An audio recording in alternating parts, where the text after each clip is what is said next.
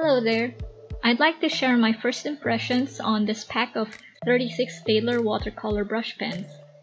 I was looking for dual-tip brush pens to draw line art with, but I'd like to find out if these can emulate watercolors. The pens are packed inside this pretty basic plastic case.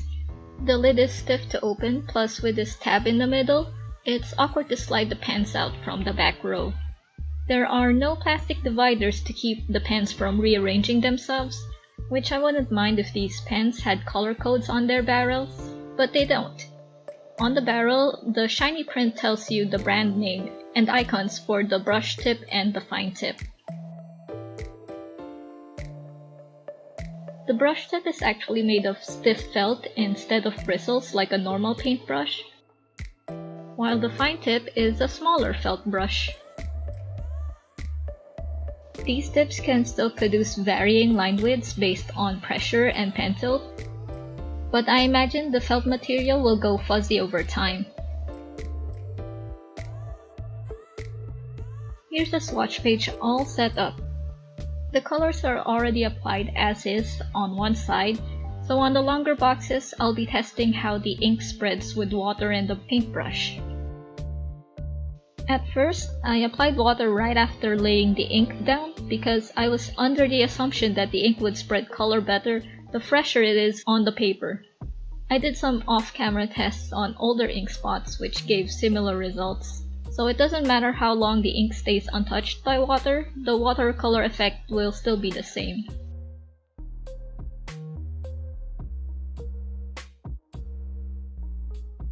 As you can see in this close-up shot, the color can spread, but the ink doesn't produce a smooth wash.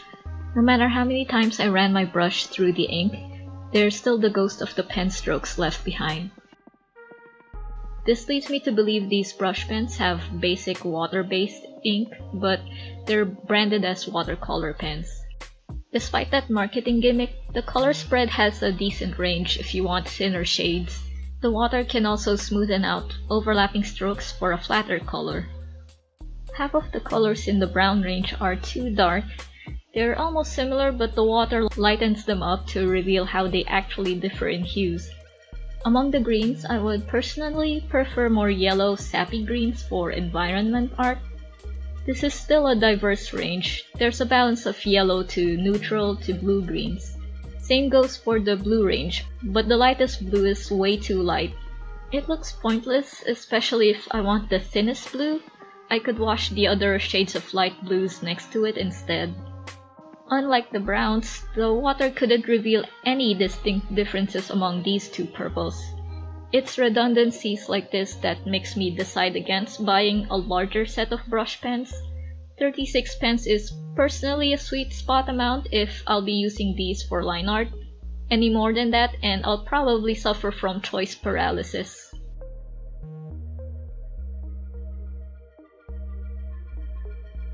That's all the 36 pens swatched out. Disappointingly, the caps on these pens definitely do not match the ink colors. With the absence of color names, I think I'll get a special pen case to keep them from mixing their order up. The next page of tests is blending the colors with each other. For skin tones, I used brown, pink, and peach. I left a gap in between the patches of ink to give them room to blend the washes in. The peach got overpowered by the pink and brown.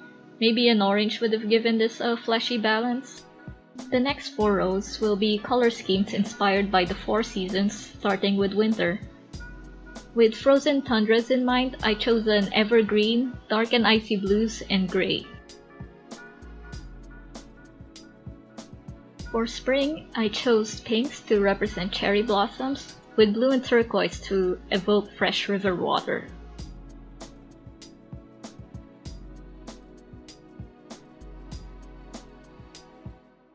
Summer has citrus colors on one side that blends with the lime green and aqua for a tropical beach theme.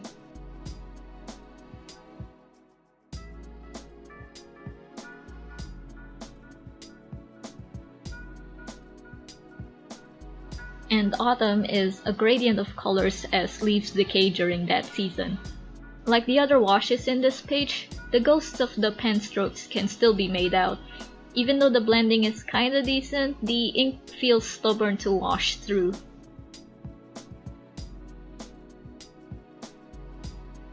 For a fifth color theme, I mixed black and gray with red and brown red to represent the colors of an edgelord who's trying to control his seething rage.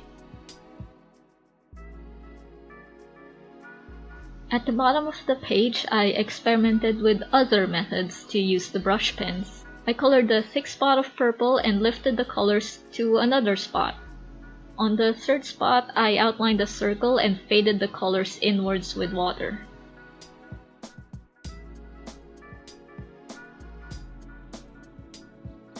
And lastly is a dry on wet technique with underwhelming effects.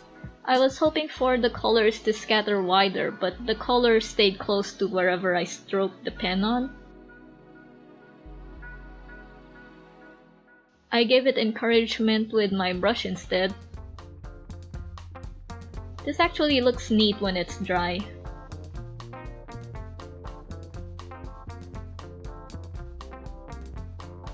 With introductions to these pens out of the way, it's time for an illustration. I prepared this sketch of a winking devil girl wearing a ruff. Her horns and ears are highlighted by orange to emphasize the pointiness of those features. The rest of her skin is red, but I plan to let it fade out below her cheeks. I laid down all the brush pen ink first, as I would usually do with markers. So blending it all with water will be the next step later.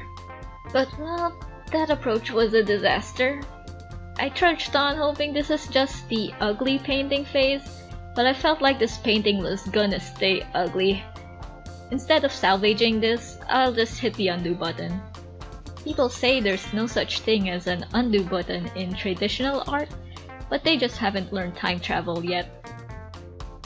In this timeline, I changed my approach to blending the ink immediately. That's my fault for using my marker methods when I should have treated this more like watercolors. To avoid that mistake, each section could use a bit of drying time while I applied the next patch of ink.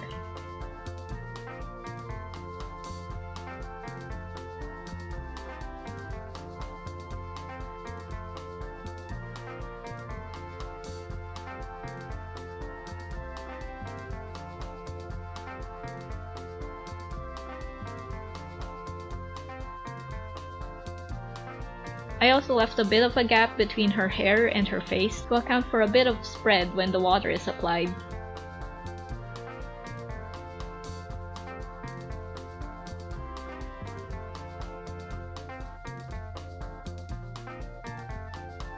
It looks messy while blending, but it smooths out eventually.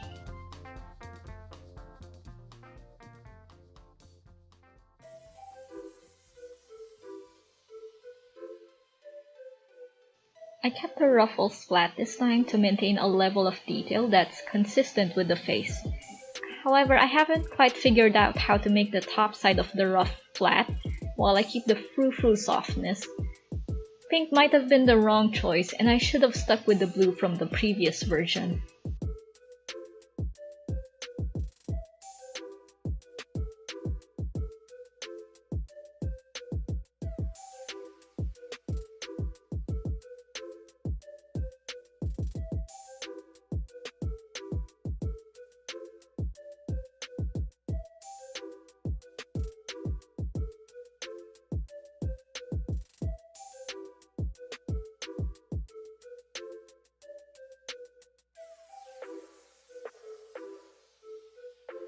I used the fine tips to draw hair strokes and other details.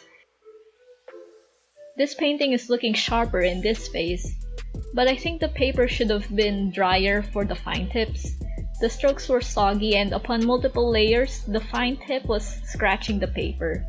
It's not as smooth as fine liners, that's for sure. That's a common issue with water-based felt tip pens, so I'll have to be more confident with the fine tips to avoid layering my strokes with corrections. At least the paper damage is not an issue with the brush tips. Overall, while these pens have a watercolor effect, they can't replace the real deal. Maybe aside from line art, I could use them for some special effects, but I don't see myself using these pens as a primary coloring material. If you're curious about the price, I bought this at the grocery store for 70 dirhams, which is roughly $20 US. I hope this video still gave you insight on this brand of brush pens, or watercolor brush pens in general. If it did, please give a like and a subscribe for more of my art videos. Bye!